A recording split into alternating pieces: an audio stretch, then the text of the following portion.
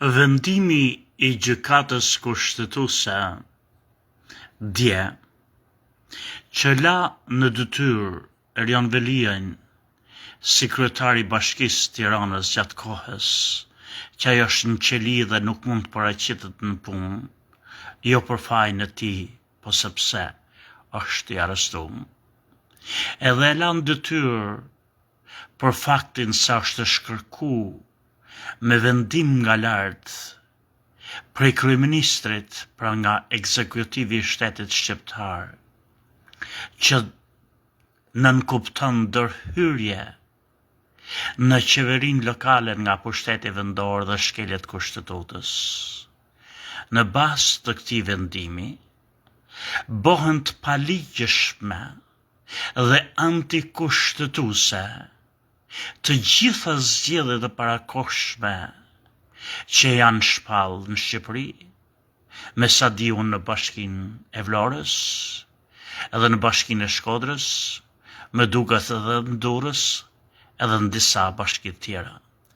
Këto në bazë të vendimit të djeshëm mbi çështjen e Erjan Veliajt nga gjykata kushtetuese, të gjitha këto zgjedhjet bëhen antikushtetuese, antiligjore, dhe duhet menjëherë dhe sikur ata kryetarët e bashkive që shkarkohen atje mos të hapin padi për parandalimin, vetë shteti shqiptar është I detyruar të pezullojë menjëherë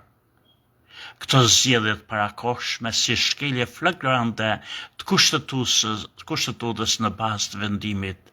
që është marrë dje, që duhet këtë qenë vendimit që është marrë me 3 tetor të vitit 2025, në bazë të këtij vendimit të gjykatës kushtetuese, zgjedhjet e parakohshme që janë shpallë në Shqipëri me urdhër nga kryeministri shqiptar janë zgjedhje të paligjshme, antikushtetuese dhe që s'duhet të zhvillohen, dhe kushdo që jep kontributin e vet që këto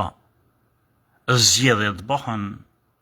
po vazhdon të shkel kushtetutën dhe të bëj krime antiligjore për sa I përket zgjedhjeve. Menjëherë duhet të dalë një urdhëres tjetër që s'është nevoja, për arsye se në momentin që gjykata ka folë dje dhe ka shpallë antikushtetues heqjen Erjan Veliajt, atëherë ky vendim